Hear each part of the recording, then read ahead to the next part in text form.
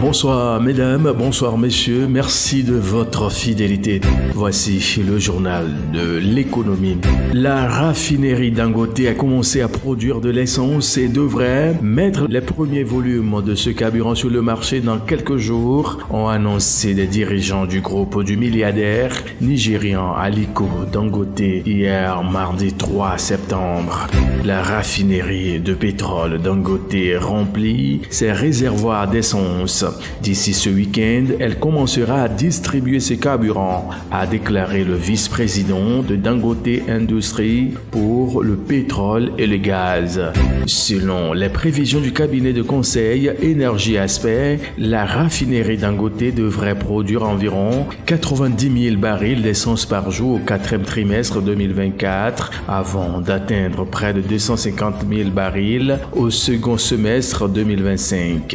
À plein régime, elle devrait être capable de produire environ 330 000 barils par jour. La raffinerie, dont la construction a nécessité un investissement de 20 milliards de dollars, a une capacité de production de 650 000 barils par jour, tout produit pétrolier raffiné confondu. Elle livre du diesel et du carburateur depuis son entrée en production en janvier dernier et ne fonctionne jusque-là qu'à hauteur d'environ 50% de sa capacité totale. Selon des informations relayées mardi 3 septembre, Sonatrach, l'entreprise publique chargée des hydrocarbures en Algérie, a attribué un contrat EPC de 210 millions de dollars à China Petroleum Engineering Corporation. Le marché s'inscrit dans le cadre d'un projet de réhabilitation du champ gazier d'Al-Rar dans le bassin d'Ilizi. Le cahier des charges de la compagnie chinoise ouvre l'exécution d'opérations de mise à niveau des équipements de surface installés sur le site, notamment l'installation de 3 compresseurs centrifuges de gaz, d'un système de séparation et de suppression des condensates et la nouvelle unité de traitement du gaz. Ces produits ont pour finalité l'optimisation des performances opérationnelles du champ de gaz d'Al-Rar dans l'optique d'en maintenir la production autour d'un plateau stable de 10 millions de mètres cubes standard par jour. Au Nigeria, l'Association nationale des producteurs de palme et l'Association indonésienne de l'huile de palme ont récemment signé un protocole d'accord à Abuja. Selon les informations, cet accord vise notamment à stimuler l'industrie de l'huile de palme dans les deux pays. Pour la partie nigériane, l'initiative devrait permettre d'accroître la production d'huile de palme et les revenus des agriculteurs. Ce protocole est conçu pour augmenter nos exportations d'huile de palme vers le Nigeria.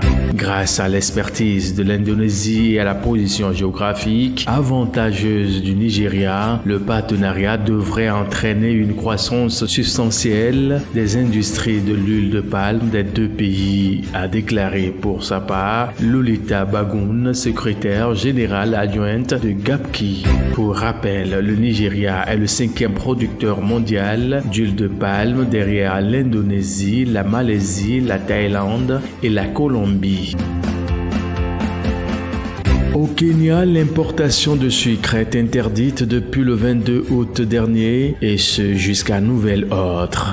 C'est ce qu'a révélé Raymond Omolo, président du comité de coordination des opérations et des contrôles frontaliers, le 31 août dernier. D'après le responsable, cette démarche vise à protéger l'industrie locale qui enregistre actuellement de bons résultats.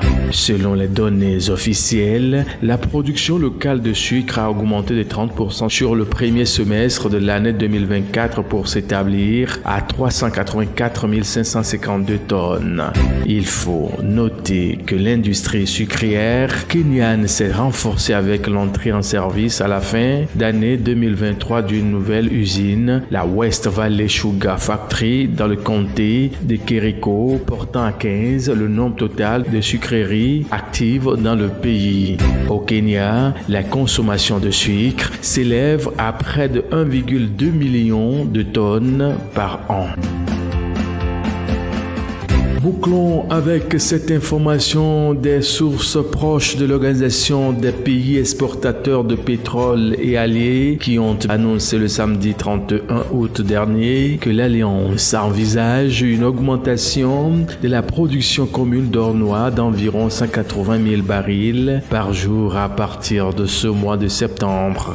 Ce choix, qui devrait notamment impliquer 8 membres de l'OPEP+, intervient dans un contexte de baisse récente de la production en Libye qui a mis le marché pétrolier global sous pression, et tandis que le ralentissement de la croissance de la demande mondiale pèse toujours sur les prix de l'or noir. Ceci suggère que l'OPEP est ouverte à une potentielle intervention pour équilibrer l'offre et la demande si elle le juge nécessaire en ajustant sa production aux circonstances du marché. Mais la perspective de cette hausse de production concerne seulement un désengagement progressif des réductions de production précédentes. Avec cette stratégie, l'OPEP et ses alliés espèrent une hausse des prix du pétrole qui, malgré leurs efforts depuis 2 ans et les récents événements en Libye, se maintiennent sous la barre des $90 le baril. C'est ainsi que nous mettons un point à cette actu éco sur votre antenne de ce jour. Très bonne suite à vous tous et à très vite.